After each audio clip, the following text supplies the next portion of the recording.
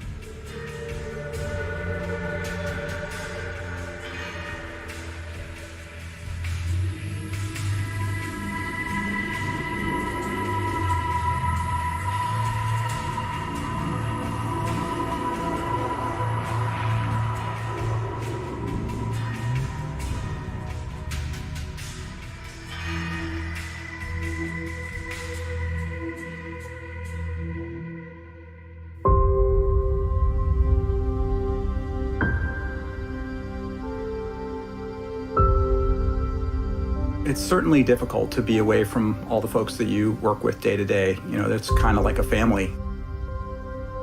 This is a company that talks about its people first. It talks about values. It talks about really, really caring.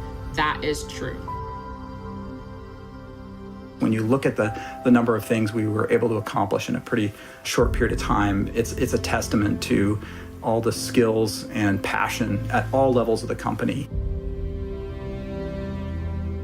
The first case of a new potentially deadly virus has been confirmed in the United States, and it's right in our own backyard. Given the explosion of the COVID-19 virus in our state and globally, I will sign a statewide executive proclamation later today, temporarily shutting down restaurants, bars, entertainment, and recreational facilities. Well, it really started for us back in February when we were starting to hear early stages about the global pandemic.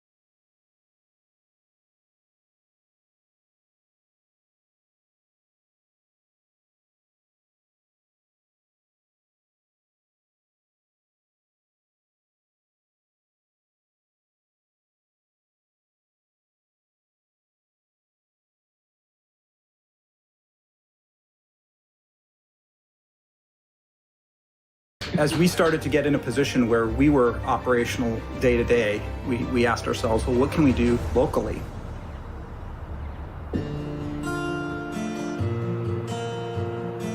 The Bungie Foundation has been really busy, hard at work, and we wanted to make sure that our families, especially the most vulnerable families in our community, would be able to be taken care of in that time. So we asked ourselves, well, what can we do for kids in the area? So we actually partnered with Boys and Girls Club in the area to help provide food for kids who were no longer going to school. They are serving about 500 meals per day. And at this point, since the middle of March, that actually equates to about 30,000 meals that they provided for families in the Bellevue community. Bungie Foundation, thank you. Thank you, Bungie Foundation. It's incredible stuff, but being able to use our infrastructure to support that. And then, of course, the huge effort with direct relief. We partnered with Direct Relief, and we wanted to find a way to support those who have been probably some of the most hardest hit in this pandemic, which are our frontline healthcare workers. So we spun up a month-long fundraiser, and we set a goal of $700,000 to be raised in that period of time, and we've already reached our goal, which is really exciting. One thing that's really become clear to me is how much we're all driven by that mission of we create worlds that inspire friendship. And I think it also says something about how much everyone cares about each other here. The fact that they are willing to put their money where their mouth is to support the quality of life of the individuals that work for the studio. I think Bungie is amazing. I look at the situation that other people are in. People are getting laid off, can't pay their bills. Bungie's made this commitment to each one of us. I want to say thank you to the entire studio because I had the great privilege to be part of this awesome team and this awesome company. And I I can't say enough about that. The thing that I've learned the most from this is doing the right thing and prioritizing people's health and well-being has a rippling effect. I think that we'll see that in the game, and I think we'll see that in the community for years to come.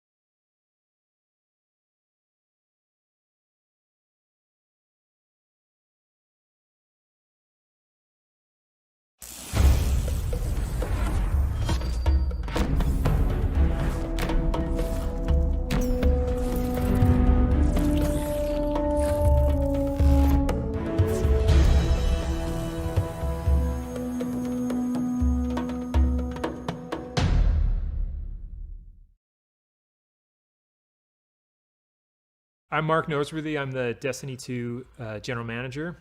I'm Luke Smith, and I'm the Destiny 2 game director. Before we started the show today, we wanted to just acknowledge the circumstances and the unprecedented times we're in. This is not how we had planned this several months ago to talk about the future of Destiny 2 and reveal where we're headed with the team.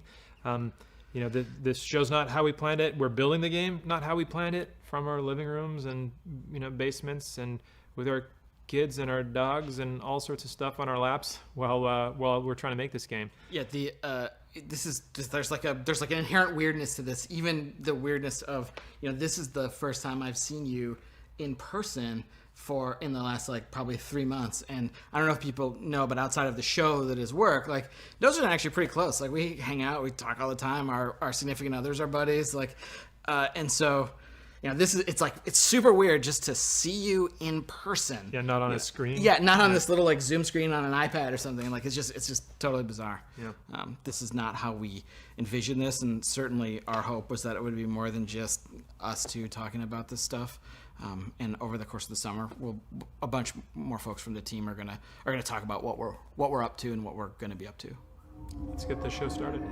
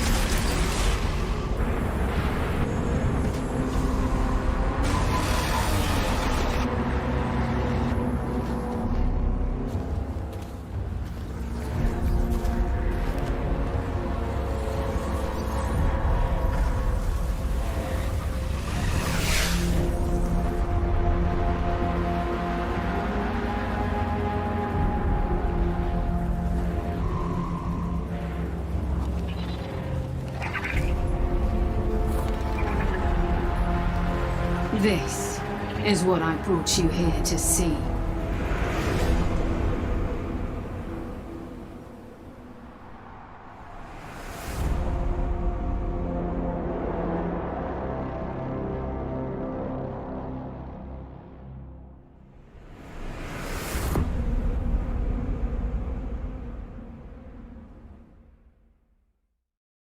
So, Luke, is it finally time to explain? Listen, some jerk said that we were done with the Stranger's story, and as you get back into Destiny and you keep looking around and finding stones to uncover, a character who says that she's not forged in light, and where the two of you meet, ground can break, becomes a pretty interesting tool to leverage here in Destiny 2 Beyond Light and going forward. It is the beginning of a brand new era in Destiny 2. This fall, you're going to discover Europa, a brand new destination, and one of the first destinations we envisioned long ago when Destiny began.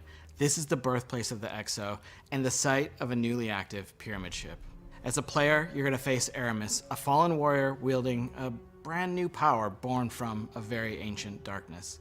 Like you, Aramis is a leader, but unlike you, she seeks revenge against the Traveler first, scattering her people's once great houses to the cosmic winds. It's up to you to confront Aramis and her growing empire on the frozen battlegrounds of Europa. And it's up to you to go beyond and discover long dormant secrets hidden beneath the surface in places lost to time, like the Deep Stone Crypt. Yes, there you go. That one I Lore heard Corner. Of. That one I heard of, yeah. Doing it.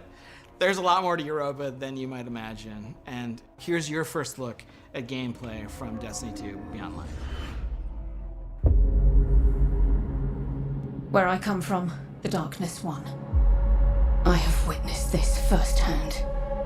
I refuse to let it happen again.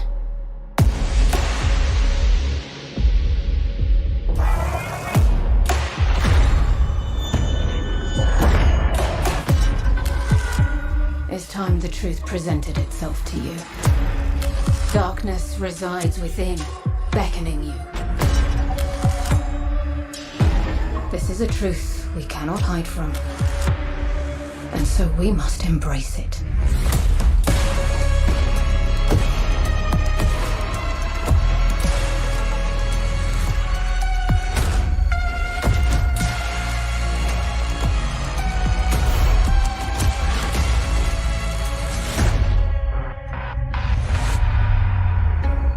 The line between light and dark is so very thin.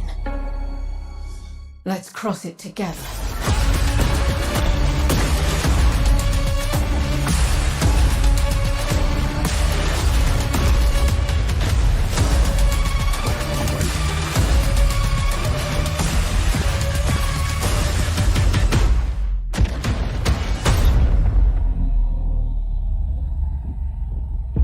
I will give these Guardians the destruction they crave.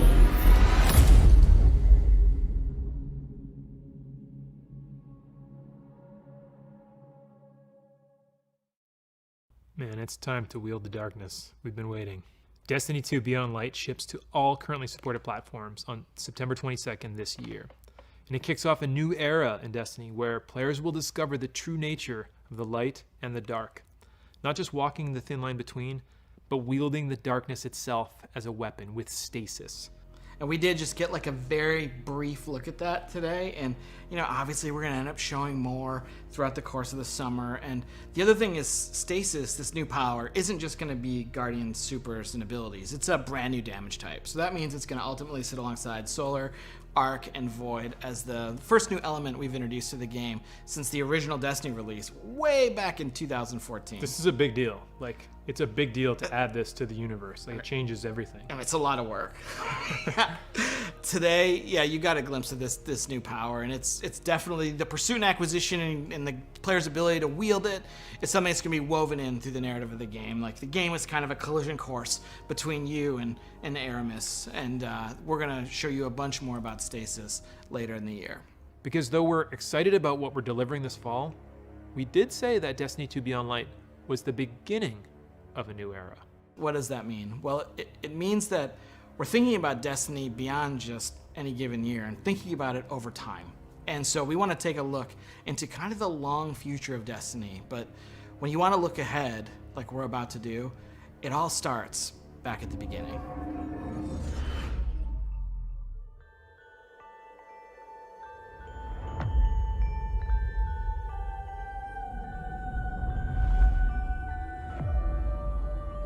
We called it the Traveler, and its arrival changed us forever.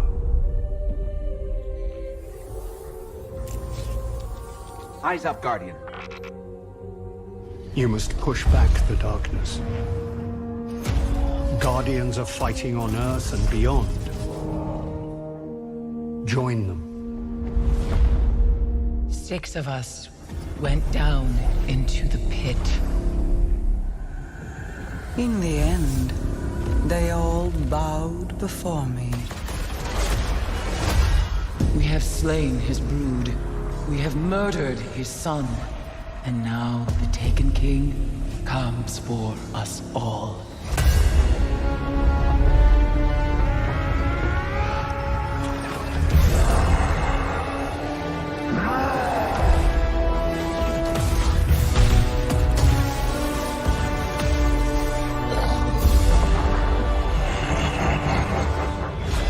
We thought we were indestructible.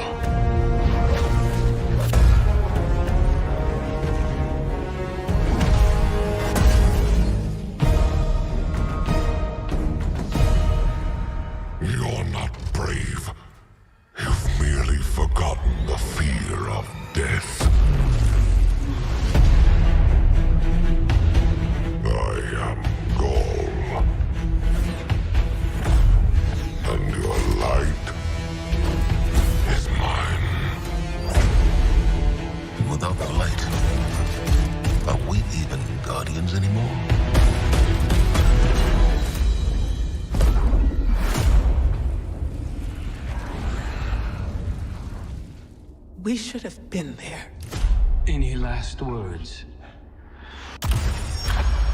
I'm coming home, Ace. So, this is to be a reckoning. Free me.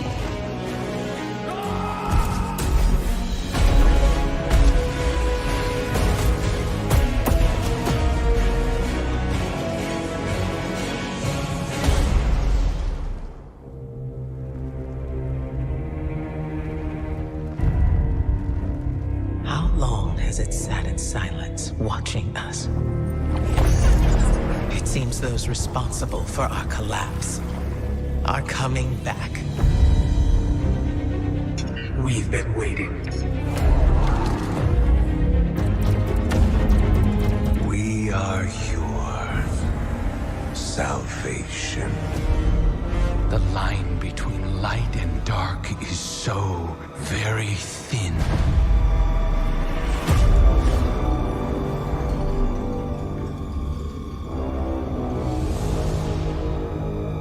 Do you know which side you're on?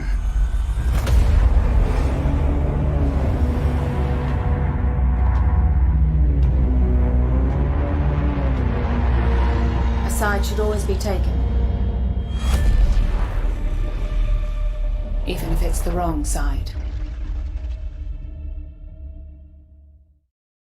We are building Destiny's future today, right inside of Destiny 2. It starts with Beyond Light coming this fall.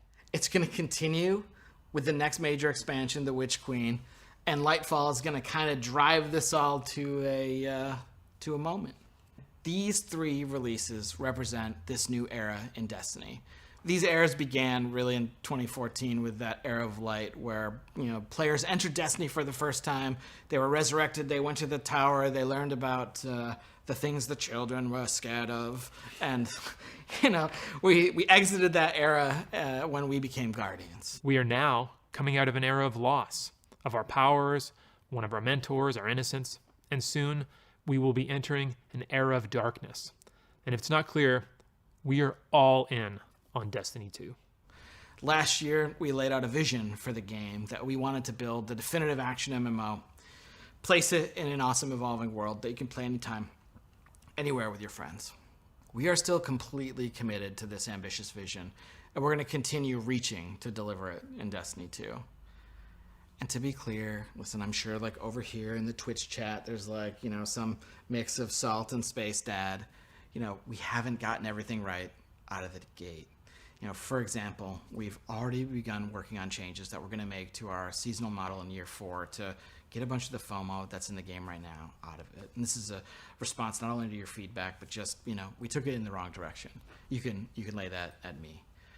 We're also working on things like transmog, and that's going to be an experience that means armor is kind of always valuable to you because it can always represent a look for you to chase. And we've got a bunch of other improvements to the experience that we're working on. Things like the quest log's going to get another awesome revision. We've got small touches, a oft requested one. And I think when we started Beyond Light, this was one that I made to Mike Zach getting a dark title screen back in Destiny so that the light white heat of the title screen doesn't light up your entire apartment at 2 a.m. So there are the small features, but then there's also some big features, and maybe one of the biggest is next generation support. I think one of the most exciting things we're going to talk about is the game's going to run at 60 frames per second and 4K resolution on the new hardware. We're also really happy to say that whatever content you already own or will own in Destiny 2 will come with you to your next generation console of choice at no extra charge. On PlayStation, you'll be able to upgrade to PlayStation 5 for free, and on Xbox, we will support smart delivery also for free. In plain English, this means if you own Destiny 2 expansion content on those platforms now or in the future, or by Beyond Light in September, you can keep playing on the same family consoles for free without buying the expansions again. We think that's going to be awesome. And you don't have to worry about busting up your friends list either, because we're going to support intergenerational crossplay within each console platform ecosystem as well. This means that if your brother's playing on PS4 and your sister's playing on PS5, all three of you can play together. And we're going to do the same thing in the Xbox ecosystem. This year we're focused on intergenerational play. Hopefully next year we can finally do the thing and get them all playing together in the same ecosystem. Yes. So Shadowkeep was cool, and Shadowkeep brought back the moon and upgraded and enhanced it. And so we brought a destination out of the vault and, spruced it up, and that's where you got to play. We're not doing that with this fall's destination, Europa. It's a brand new place you've never been before. And both the Witch Queen and Lightfall are going to also include brand new, never before seen destinations. These expansions will stretch out across a timeline that's going to bring much anticipated enemies to the forefront and hopefully deliver some twists, turns, drama that we don't think anyone's going to see coming. But to deliver these big content beats each and every year and keep building on top of our seasonal experiences while making technological leaps forward, we also need to make some big changes to the way we treat some of our older legacy content. The stuff that maybe is getting a little long in the tooth that you're not really looking at and playing anymore. You're not. Destiny 2 is a huge game. We have 9 destinations, 40 story missions, 54 adventures, 42 lost sectors, 17 strikes, 31 PvP maps, 7 raids, and hundreds of game systems that layer on top of that. I could go on, and I probably screwed up one of those numbers. The fact is, the game is too large to efficiently update and maintain. We're on track to be like 115 gigabytes on PlayStation alone, and our updates to the game are huge, and we're starting to reach the limits of our ability to patch. We don't want to start over from scratch and build a sequel. And in order to make a sequel, we would have to stop supporting Destiny 2. Like, it would effectively go dark. We talk about a single evolving world, not multiple evolving worlds, but a single evolving world. And we don't want people to have to start over. We don't want to have that loss of continuity with our game systems and our communities and all the players together. We don't want to put another number on the box. So instead, here's our plan.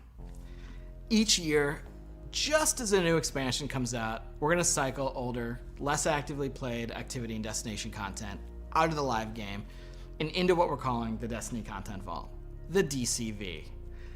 Moving content into this vault is going to allow us to add support for D2 for years, including Beyond Light, the Witch Queen, and Lightfall. This vault is also going to allow us to take content from Destiny 1, do some work on it, get it ready to come back into the Destiny 2 ecosystem. So we're not just going to be taking stuff away, we're also going to be going into the classic vault and kind of bringing some stuff back or unvaulting activity and destination content each year. Thinking about the greatest hits of Destiny, right? Like, what are the new tracks we can lay down?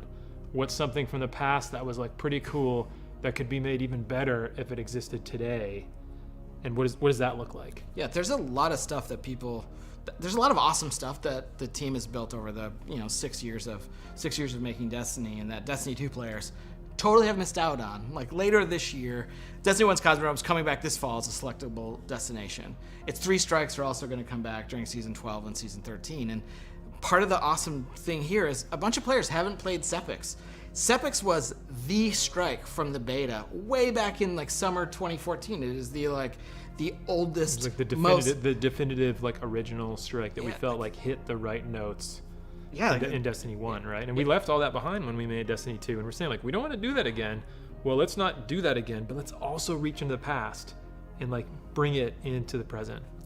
There's a lot of great content in our past, and maybe this year we'll see a classic raid come back. I think it'd be pretty amazing this year to see the Vault of Glass kind of unvaulted and returned in front of players. I can imagine things like champion Praetorians instead of just regular Praetorians, and kind of updating it slightly to the modern context, but still preserving that classic feel. This fall, when the expansion comes out, not only are we going to be bringing back Cosmodrome and adding Europa, but we're going to look at some of that content that's been in the game for a long time, that's been free, that isn't actively played, and that's when some of that is going to be vaulted.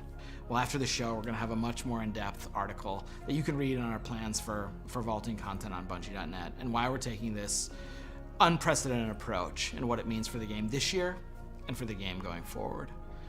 We're also going to be conducting a bunch of interviews to answer your big questions, and we will continue the conversation with coverage in our ongoing This Week at Bungie community conversations, as well as there will be a bunch of player support and DPS articles about this all summer long. we've placed a bunch of bets on the Destiny Cosmic board, whether it's the Traveler waking up, whether it's the Stranger dissolving after telling you, there's so much more to explore out there.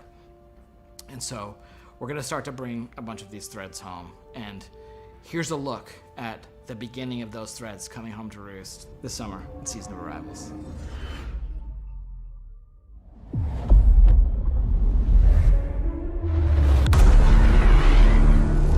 The Almighty has been reduced to smoldering ashes, and with allies like Rasputin, who can stop us?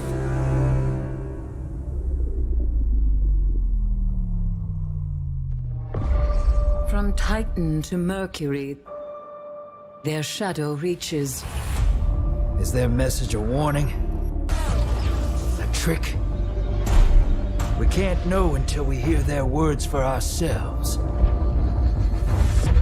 You bring weapons. You will not need them. We offer only truth. The darkness reached out, but something interferes. The witch sister of the taken king, Savathun.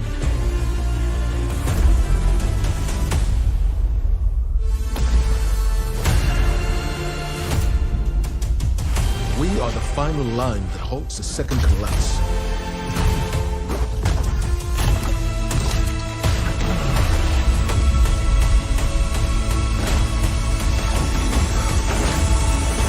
Prepare yourself, Guardian.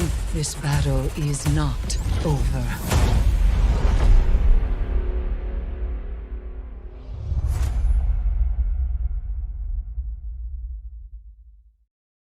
So that's the Season of Arrivals, and it starts any minute now at 10 a.m. Pacific. So today, we looked at a bunch of stuff. We talked about the Destiny content vault. We looked into the past to see kind of how we got to where we are today. We looked into the far future with the Witch Queen and Lightfall. And we also talked about Beyond Light, which is the beginning of a new era in Destiny 2. And if pre-ordering's kind of your thing, like the pre-orders are going to go live today. Like if you're interested, there's some sweet bonuses, and that's kind of the summary of the show.